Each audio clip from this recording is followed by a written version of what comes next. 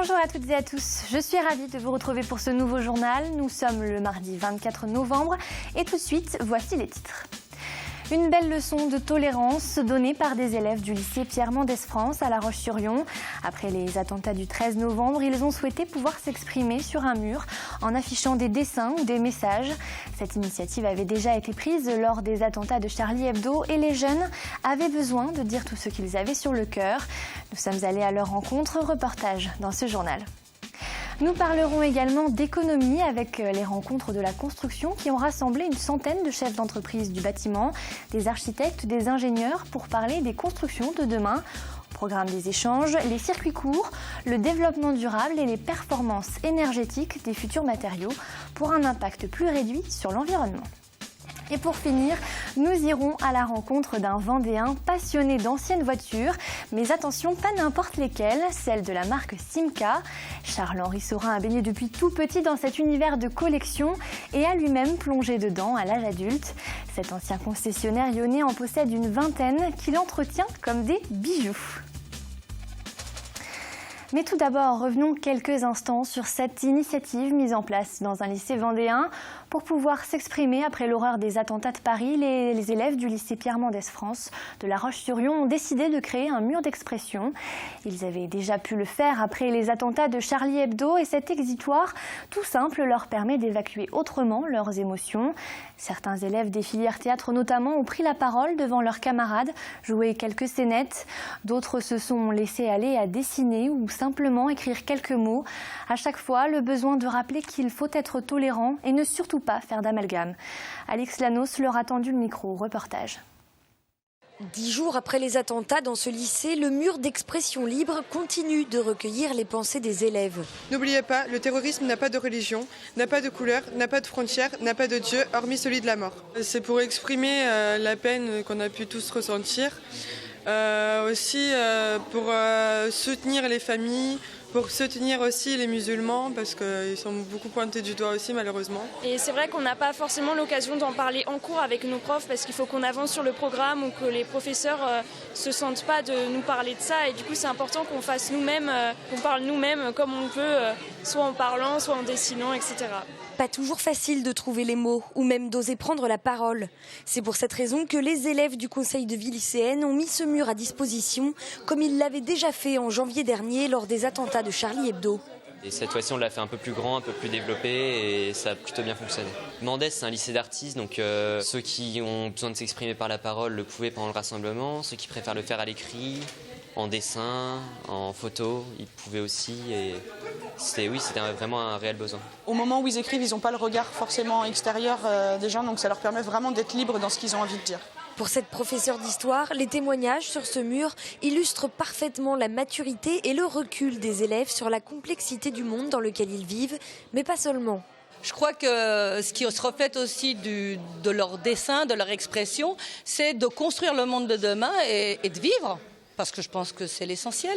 Le mur d'expression restera là encore quelques semaines pour continuer à honorer les victimes et à éveiller les consciences. Le procès en appel Xynthia se poursuit à Poitiers. Ce lundi, c'était au tour de René Maratier d'être interrogé par la présidente. Ému, fragilisé aussi par les questions de la défense, il a maintenu sa version des faits, même s'il a reconnu des failles. Il aurait fallu mieux faire, a-t-il expliqué, et je ne peux que m'excuser de n'avoir pas compris ce qui allait se passer ce soir-là. Fin de citation. Des explications qui n'ont pas convaincu les parties civiles. Du côté de ses avocats, il souligne l'absence de l'État sur le banc des accusés. Il s'est quand même passé un certain nombre de choses et ce qui s'est passé à la faute ne s'est pas passé ailleurs. Il y a bien des raisons pour cela. Et c'est ce qui est en train d'être établi avec une évidence claire par les questions posées tant par la présidente que par l'avocat général.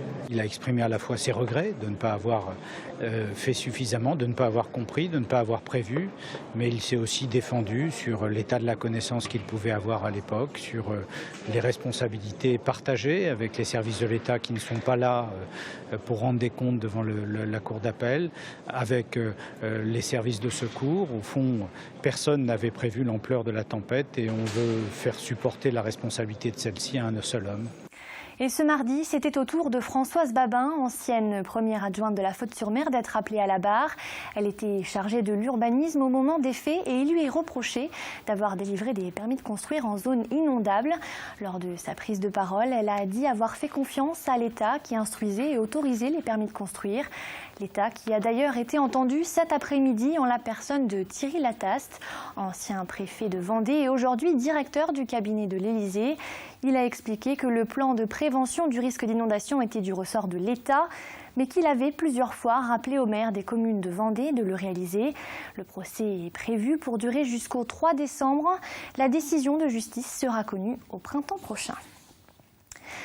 Politique à présent avec les élections régionales et la suite de notre série d'interviews des chefs de file. Nous poursuivons ce soir avec la liste Debout la France, le parti souverainiste créé par Nicolas Dupont-Aignan.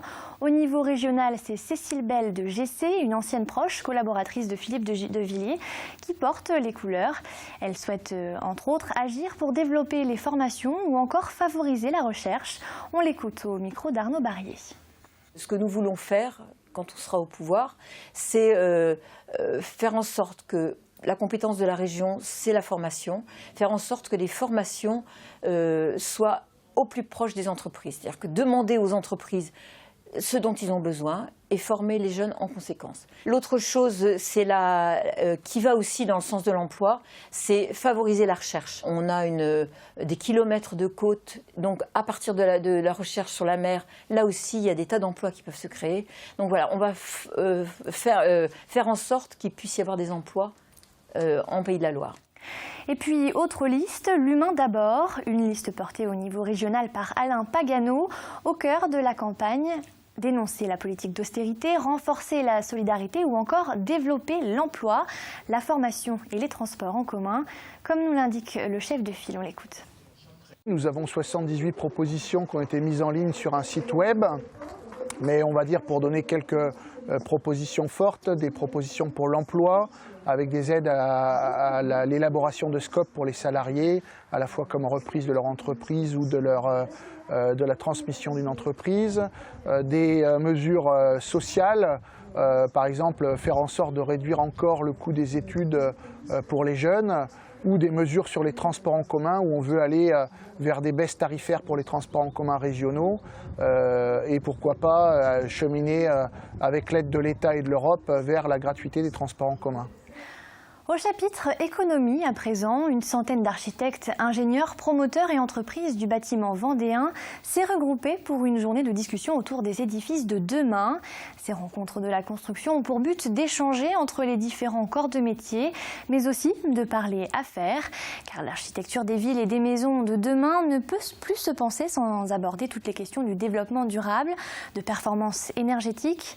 Une raison de plus pour ces entreprises de la filière bâtiment de trouver des solutions ensemble, de maximiser les circuits courts et d'avancer sur de futurs projets. Reportage Grégoire de Châtillon. Ils sont architectes, ingénieurs, promoteurs, maîtres d'ouvrage. Ce sont les forces vives de la construction et de l'aménagement en Vendée. Alors ces rencontres sont faites pour eux, pour qu'ils puissent mieux appréhender les enjeux de demain. Donc ça, c'est le top du top. On s'adresse à des publics du secteur de la construction très divers. Quand on va parler de problématiques de vieillissement de la population, on va s'adresser plutôt aux aménageurs urbains, aux promoteurs, aux élus. Donc effectivement, c'est ce large panel de sujets qui va faire qu'on ait un événement un petit peu à part. Autonomie et performance en énergie au programme, mais aussi les circuits courts, en valorisant d'abord les matières premières locales, comme le fait par exemple la société Trichet, dans laquelle ont lieu ces tables rondes. Spécialisée dans l'aménagement, elle fabrique entre autres des piquets de clôture et des tuteurs. Pour ça, elle exploite alors les taillis de châtaigniers du département. Il y a à peu près 3000 hectares de châtaigniers en Vendée et ces forêts-là étaient inexploitées et aujourd'hui on va retrouver donc après une sélection de bois d'œuvre et de produits connexes, on va trouver son utilisation et son exploitation qui sera une certaine forme d'économie vendéenne. Des produits en châtaignier vendus en Vendée et qui présentent comme avantage, à partir du taillis, d'être un bois qui s'autogénère. Viser un bilan carbone exemplaire face aux enjeux environnementaux est aussi une ambition pour ce secteur qui, grâce à son littoral, lui confère un poids supérieur à la moyenne française. Le lin pousse et on récupère au mois de septembre. On a tendance à dire qu'on est sur, à l'échelle des départements, un des 10 premiers marchés départementaux de France. Outre les résidences principales, l'activité des entreprises s'appuie sur un parc de résidences secondaires très important, environ 25% des 400 000 logements recensés dans le département. Et si l'architecture de demain se pense dès maintenant, il en va de même pour la réorganisation des services dans les collectivités territoriales. Avec la fusion de certaines communes et la loi NOTRe, certains syndicats d'agents comme la CFDT commencent à se poser des questions. Vendredi, des militants syndicaux étaient réunis en congrès départemental et plusieurs questions ont été soulevées. Y aura-t-il des suppressions de postes? Va-t-il falloir être plus mobile? Quels services vont être fusionnés et quelles seront les futures conditions de travail? Des interrogations qui nécessitent de prendre le temps de la réflexion et surtout de dialoguer avec les collectivités territoriales, selon Yann Charrier, secrétaire départemental. Ça pose derrière effectivement l'avenir du service public. Qu'est-ce qu'on veut demain comme service public dans notre département? Alors ça impacte la formation des agents. Est-ce que demain les agents d'aujourd'hui feront les mêmes métiers dans 5 ans, dans 10 ans? Certainement pas s'il y a des regroupements. En tout cas, il y aura des modifications. Tout ça, ça s'anticipe. Tout ça, ça se prépare. Tout ça, ça se discute. Parce que c'est ensemble qu'on trouvera les meilleurs outils et les meilleures organisations pour pouvoir demain faire face au service public, aux enjeux du service public, avec effectivement des budgets qui sont contraints. On le sait tous. On est conscient de cette problématique. Au chapitre éducation à présent, l'Institut catholique d'études supérieures, l'ICES, fêtait ses 25 ans samedi dernier. L'occasion de rassembler d'anciens élèves, des professeurs, anciens directeurs, mais aussi d'actuels étudiants et leurs familles. Ils se sont retrouvés religieusement lors d'une grande messe et cet anniversaire a été également l'occasion de revenir sur l'histoire de l'Institut, ses différentes promotions, son modèle éducatif, un quart de siècle d'existence pour l'ICES qui a de grandes ambitions, parmi lesquelles l'augmentation de son effectif à l'échéance 2025 ou encore l'élargissement de son offre de formation. Aujourd'hui, l'Institut propose notamment des formations en biologie, droit, économie, histoire, langue, lettres et même sciences politiques. Nous espérons pouvoir continuer à progresser en allant vers le cap des 2000 étudiants à l'horizon 2025. Mais évidemment, chacun comprend bien que aller vers 2000 étudiants, ça suppose que nous adaptions les structures. Ça suppose aussi que nous soyons vigilants à donner les moyens humains et à conserver l'esprit de cette maison. Cet esprit qui est entièrement cristallisé dans une expression qui est un slogan en même temps qu'une marque de fabrique, qui est l'école universitaire. Partons à présent à la rencontre d'un Vendéen passionné de voitures, mais attention, pas n'importe lesquelles, les fameuses Simca. Charles-Henri Saurin est l'ancien directeur d'une concession de La Roche-sur-Yon, métier qui s'est transmis de génération en génération. Son père et avant lui son grand-père vendaient des modèles Simca. Au fil des années, il a restauré un certain nombre de véhicules phares de la marque à l'Hirondelle qu'il a ensuite conservé et collectionné. Vous allez voir, certaines pièces sont très rares. Reportage Cyril Guillet. Ça évitait d'avoir une pompe à essence puisque l'essence arrivait directement au carburateur. C'est un lieu peu connu du grand public que nous invite à découvrir Charles-Henri Saurin. Ici sont exposés une vingtaine de véhicules dont la grande majorité a été produite par la marque Simca. Mon père était concessionnaire Simca depuis 1938 et jusqu'à la fin de la vie de l'usine Simca, qui s'est terminée en 1979, lorsque Peugeot a racheté l'usine Simca. C'est donc une véritable histoire de famille et c'est son grand-père qui le premier s'installe comme vendeur de voitures à La Roche-sur-Yon. Lui prendra la relève après son père en 1962. La concession est alors installée au 14 rue du Maréchal Foch. Et dans cette collection, le véhicule le plus ancien est daté de 1934.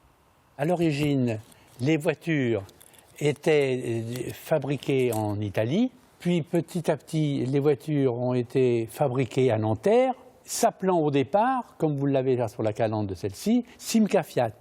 Et parmi les voitures qu'il affectionne tout particulièrement, il y a cette Simca 6, celle qu'il a offert à sa femme Yolande pour lui déclarer sa flamme.